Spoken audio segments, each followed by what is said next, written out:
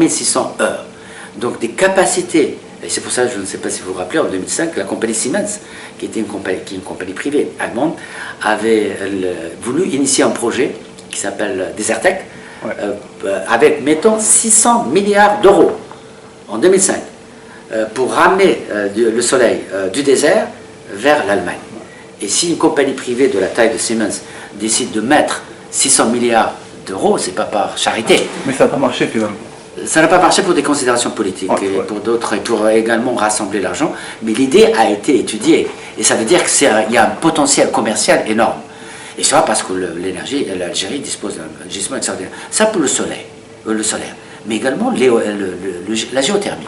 La géothermie est considérée comme étant la source d'énergie la moins chère et la plus propre. Il suffit de tirer de l'eau chaude de la nappe albienne dont dispose l'Algérie. La nappe albienne, c'est-à-dire 700 000 km², uniquement de la géothermie. Pas toutes utilisables, mais 700 000 km². En plus des 200 centrales électriques. C'est pour ça que l'Islande, qui est un leader mondial incontesté en matière de géothermie, a décidé à la COP 21 de lancer une alliance globale pour la promotion de la géothermie. Et c'est pour cela, pour revenir à l'Algérie, que la contribution de l'Algérie, qui a été soumise le 4 septembre, et l'Algérie a été parmi les premiers pays en voie de développement à le faire. À l'heure actuelle, nous avons 165 pays qui l'ont fait, dont la contribution de l'Algérie pour limiter les gaz à effet de serre, l'élévation de la température à moins de 2 degrés, il y a cette suggestion extraordinaire de créer une sorte de Davos pour l'énergie renouvelable, qui se réunirait dans une ville d'Algérie, une ville du Sud, chaque année, et qui rassemblerait les décideurs politiques, les chefs d'État africains, les mondial ou africain? C'est concentré sur l'Afrique, mais ce sera le forum des énergies renouvelables pour l'Afrique, mais avec la collaboration.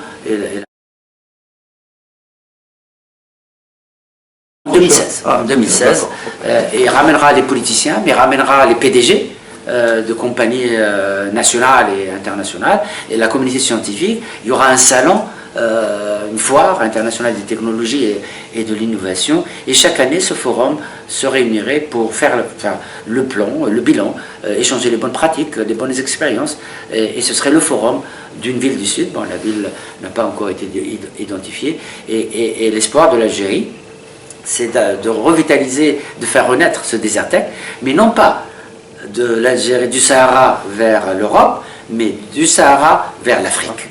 L'Afrique, les besoins d'énergie de l'Afrique sont énormes. Comme je l'ai dit, la population va doubler en Afrique. On est à l'heure actuelle 1 milliard, et l'Afrique sera 2 milliards.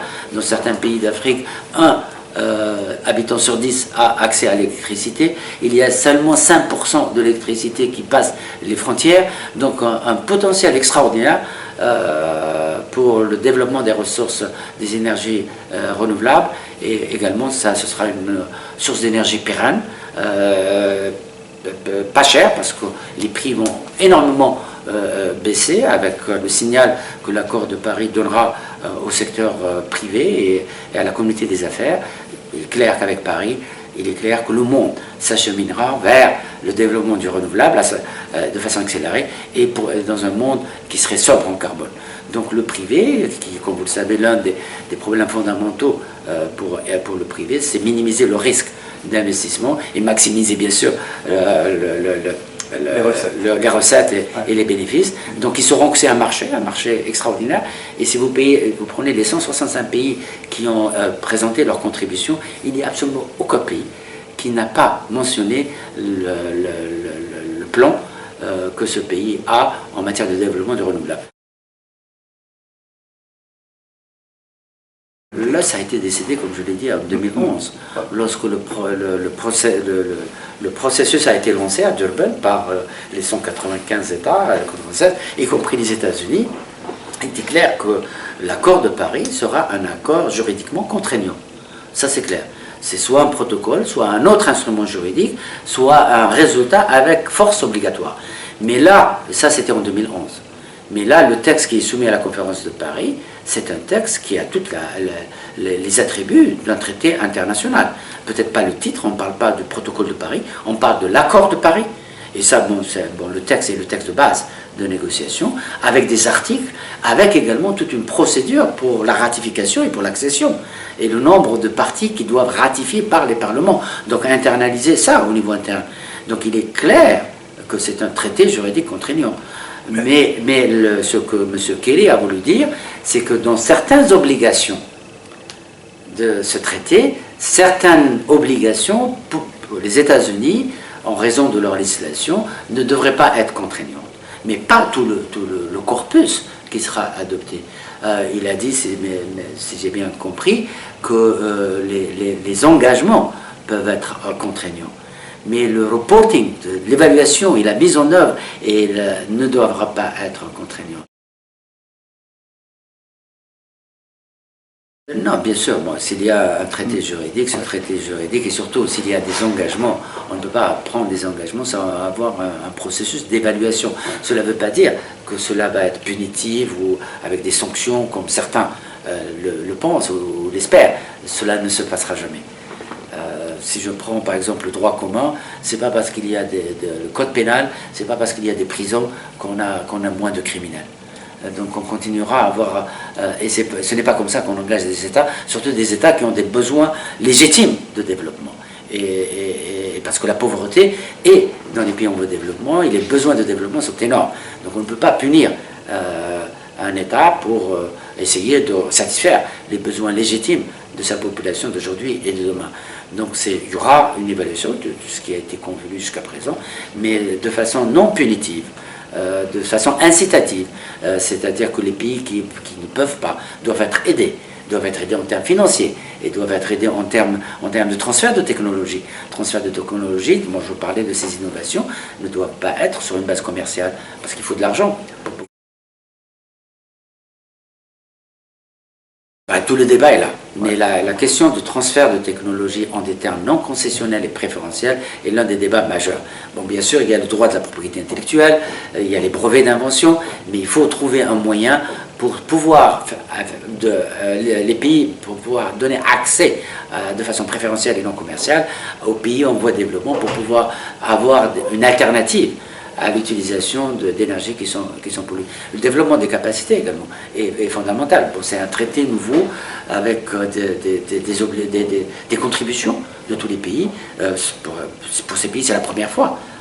Pour les pays occidentaux, ils ont l'habitude, parce qu'ils ont pris des engagements dès 1992 à Rio, donc ils ont tout un système mis en place pour pouvoir vérifier la mise en œuvre de leur engagement. Pour les pays en voie de développement, il n'y a absolument aucun système. Donc il faut le développement des capacités. Il faut également que l'adaptation soit aussi importante que l'atténuation.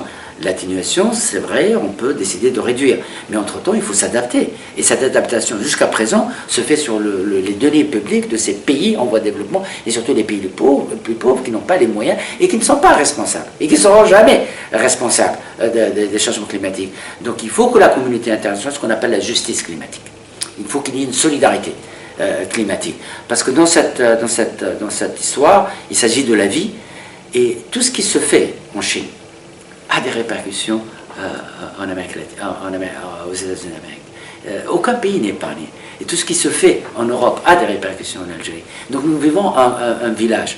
Et tout ce qui ne se fait pas, par exemple au Congo pour la protection de la forêt, ou en Amazonie, a des répercussions sur tout le monde. Donc nous sommes solidairement liés à la nécessité de travailler en commun. Donc la notion traditionnelle de donateur et de récipiendaire n'a pas lieu pour les changements climatiques. Tous les pays, quel que soit leur niveau de développement, sont donateurs de quelque chose. Par exemple, le Congo, les pays riverains du bassin du Congo sont des pays très pauvres, mais c'est des pays qui contribuent de façon extraordinaire et sans qu'on leur donne, parce que la forêt absorbe le carbone. La forêt absorbe 30%. Donc par le fait qu'ils protègent et qu'ils continuent à avoir cette forêt tropicale qui absorbe 30%, un tiers des émissions émises par les pays développés à l'heure actuelle et certains pays en voie de développement, c'est un service écologique extraordinaire que ces pays riverains, très pauvres, donnent à toute la planète. Si vous prenez le désert, algérien, le désert algérien contribue à la fertilisation de l'Amazonie. Vous me dites comment? Bon, dans le sable, les vents de sable, il y a du phosphate. Et lorsqu'il y a du vent, le vent traverse l'Atlantique et va en Amazonie. Et donc le phosphate, qui est charrié par les vents et qui émane du désert, permet de fertiliser l'Amazonie à zéro prix. Et l'Algérie a droit d'aller dans les pays d'Amazonie pour demander d'être payé parce que c'est une fertilisation gratuite. Et donc l'Algérie est donatrice également. Le désert algérien et le désert d'autres pays du Sahel contribuent à la santé de la forêt d'Amazonie, qui est également, comme on le dit, le poumon de la planète. Aussi les mers. Les mers contribuent en absorbant le carbone de 30%. Et l'Algérie, à 1200 km de côte, donc la mer Méditerranée également contribue à rendre un service à la planète parce que ça absorbe. Et les pays insulaires qui sont menacés également. Donc la notion de donateur et récipiendaire devrait laisser le pas au fait que nous sommes tous membres solidaires du comité international du petit village et de ce fait, en aidant les pays pauvres, en réduisant les émissions dans les pays en voie de développement, c'est les pays du Nord qui gagnent, donc ils reçoivent. Donc cette notion de partenariat doit prendre la place à la question de « je te donne de l'argent par charité ».